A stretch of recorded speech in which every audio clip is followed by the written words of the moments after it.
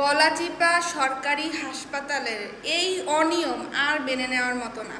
গলাচিপাতে দরকার 100 শয্যা বিশিষ্ট হাসপাতাল, সেই জায়গায় 50 শয্যা বিশিষ্ট হাসপাতাল হয়। কি পরিমাণ যে ভোগান্তিতে মানুষ হইতেছে আপনাদের দেখাই। দিছে একটা বেড, 2টা বেড, একটা বালিশ, কেবিন নিছি, তাও আমাদের আর একটা বালিশ প্রোভাইড করতে পারে নাই, বাসা থেকে বালিশ আনা লাগছে। মানলাম যে তাদের বালিশের অভাব, এই জন্য তারা দিতে পারে নাই, মেনে নিছি। অনেক রোগী এই জন্য দিতে পারে নাই। একটা ডাস্টবিন দেখতে পাইতেছেন, এখানে একটা রোগীর একটা ডাস্টবিন দেখতে পাইতেছেন, আর এর কত পরিমাণে যে ময়লা দেখতে পাচ্ছেন, কত পরিমাণে ময়লা এইখানে, ময়লার কোনো শেষ নাই। একটা ডাস্টবিন নাই, এখানে ডাস্টবিন ছিল। আগের রোগীরা কয়দিন আগে রোগী গেছে আই ডোন্ট নো, সেই রোগীরা যে পচা বাসি জিনিস এখানে রেখে গেছে, সেই ডাস্টবিনটাকে যখন বলছে আয়াকে ডেকে পরিষ্কার করে দেন, সে করছে কি, এইটাকে নিয়ে এইখানে রেখে দিছে, এইখানে রেখে দিছে, এটাকে পরিষ্কার করে রুমের মধ্যে দিয়ে যায় নাই, এইখানে রেখে দিছে, পরিষ্কারও করে নাই।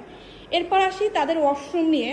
ওয়াশরুমটা একদম ইউজলেস একটা ওয়াশরুম। এই যে হাই কমোড দিছে, ফ্লাশটা নষ্ট, এইটা ইউজ করার মতো অবস্থায় নাই, এইটা কোনোভাবেই ইউজ করা যাইতেছে না। যদি ফ্লাশ নষ্ট হয় তাহলে কি ওয়াশরুম মানুষ ইউজ করতে পারে? তারপর এই যে দেখেন ওয়াশরুমের অবস্থা, কি পরিমাণ নোংরা, কি পরিমাণ ছিটাই রাখছে নোংরায়, একবারও ইউজ করি নাই, তার মধ্যে এত নোংরা। প্রায় 400 টাকা দিয়ে, 375 টাকা দিয়ে এক রাতের জন্য এই রুমটা ভাড়া করা হয়েছে। কেবিন তো নিছে এই জন্যই যাতে রোগীর সাথে যে থাকবে সে যাতে শান্তিতে থাকতে পারে, বেডে যাতে তার কষ্ট না হয়, সেই জন্য কেবিন নিছে। তাও তারা আরেকটা বালিশ প্রোভাইড করতে পারে নাই।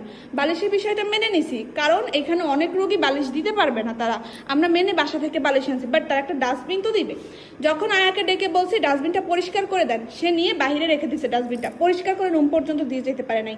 এখন আমার কথা হচ্ছে, আমার যদি আয়াকে এক্সট্রা চার্জ দিয়ে এটাকে পরিষ্কার করানো লাগে, তাহলে সে আয়া হিসাবে বেতন কেন পাবে? কেন তাকে সরকার বেতন দিবে? কেন তাকে হাসপাতাল কর্তৃপক্ষ বেতন দিবে? আর তারা যদি ওয়াশরুমটা পরিষ্কার করতে না পারে, তারা যদি এইখানে একটা বালিশ প্রোভাইড করতে না পারে, তারা যদি ডাস্টবিনটা পরিষ্কার করে দিয়ে যেতে না পারে, তাহলে তারা কেবিনের ভাড়াটা কেন নিবে? আপনারাই বলেন, কাজগুলো কি তারা ঠিক করতেছে? এটা কি ঠিক হচ্ছে আদৌ?